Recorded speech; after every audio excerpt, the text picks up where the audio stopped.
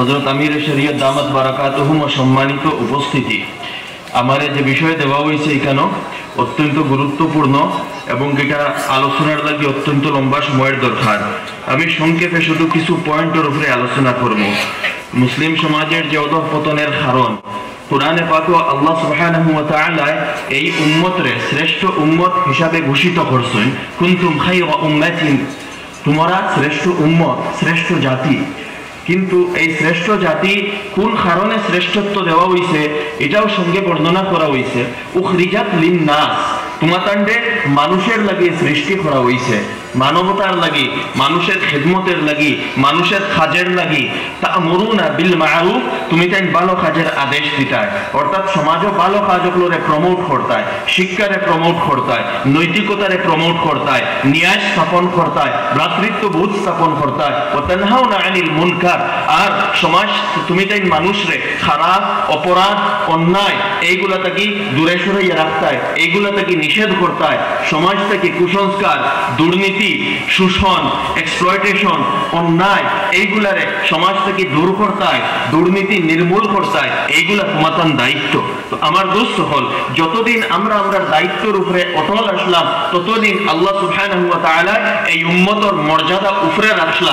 যেই দিন আমরা দায়িত্ব থেকে পিছে সরিয়ে আইছি আর উখরিজাত লিন-নাস, মানব জাতির লাগি তোমাতানকে সৃষ্টি করছি, এই কথা ফাউরিয়া আমরা ব্যক্তি স্বার্থে, নিজের স্বার্থের লাগি জীবন অতিবাহিত করা শুরু করছি, আল্লাহ সুবহানাহু ওয়া তাআলার তরফ থেকে ফয়সালা হইছে আর আমরা অধঃপতন শুরু হইছে।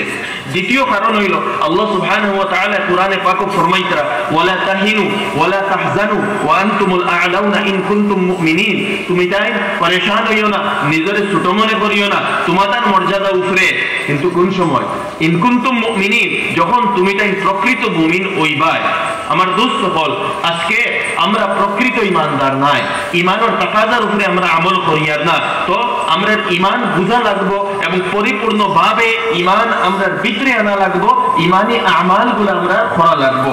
তৃতীয় কারণ হইল, এই সমস্ত জিনিস বুঝতে হইলে আমরা দরকার শিক্ষা, ইলম, এবং এর লাগি আল্লাহ সুবহানাহু ওয়া তাআলা কুরআনে পাক অবতরণ করছেন। কুরআনে পাক আল্লাহ তাআলা দোয়া তাবিজর লাগি, খতমর লাগি এবং বরকতর লাগি শুধু অবতরণ করছেন না, আসল উদ্দেশ্য কুরআনে পাক হইল হিদায়াত। কুরআনের সাবজেক্ট হইল হিদায়াত। কুরআনে পাক আমরা বুঝতাম এবং আমরা জীবনের মধ্যে, আমলের মধ্যে আনতাম।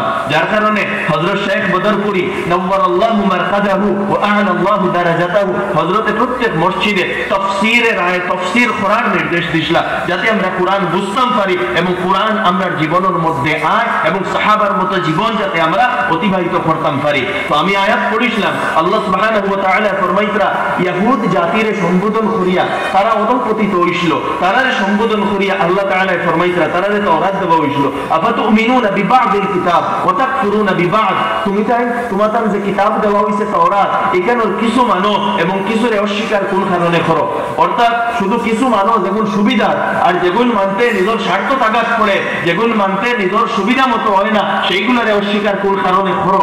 এরপরে আল্লাহ সুবহানাহু ওয়া তাআলা একটা প্রিন্সিপল, একটা নীতি, একটা উসুল বর্ণনা করদা, ফামা জাযাউ মান ইয়াফআলু যালিকা মিনকুম ইল্লা খিজয়ুন ফিল হায়াতিদ দুনিয়া, দুনিয়ার মধ্যে যে জাতিয়ে আল্লাহর ওয়াহির লগে, আল্লাহর কিতাবের লগে, আল্লাহর কালামের লগে এই রকম করব, কিছু মানবো কিছু মানতো না, সুবিধা মতো মানবো, আর যেগুলা স্বার্থ তাগাদ করবো এগুলা মানতো না, যে জাতিয়ে বা যে ব্যক্তি এইরকম করবো তার দুনিয়ার মধ্যে একমাত্র পরিণতি হইল অধঃপতন এবং লাঞ্ছনা। তো এটা এই উম্মতের অধঃপতনের একটা বড় কারণ।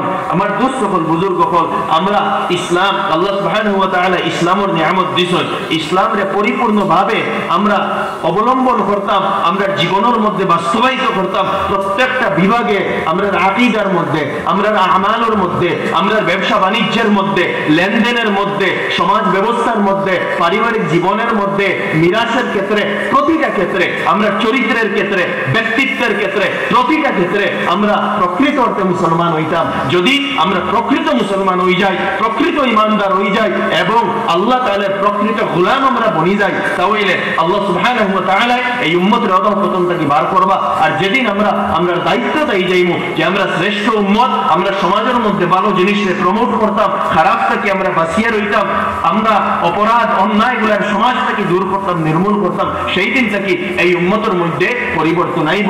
আমার দোস্ত সকল সময় আমার শেষ হয়ে গেছে আমি প্রত্যেকের এই কথা অনুরোধ করবো যে আমরা যাতে শুধুই কেন দোয়া লইয়া যাইতাম না আমরা এখানে আইছি উলামা ইকরামের বয়ান হইব আকাবির এখানে তাশরীফ ফরমা আসল যেগুলো আলোচনা হইব সবগুলা জীবন বাস্তবায়িত করতাম এবং নিজের জীবনে পরিবর্তন করিয়া দিনের স্বার্থে আল্লাহর গোলামির মধ্যে সুন্নতে রাসূলুল্লাহর অনুসরণ করিয়া জীবনকে গঠন করতাম এবং জীবন অতিবাহিত করতাম আল্লাহ সুবহানাহু ওয়া তাআলা ওয়া মুনাফিকে আমল করার তৌফিক দান করুক ওয়া আখিরু দাওয়ানা আলহামদুলিল্লাহি রাব্বিল আলামিন।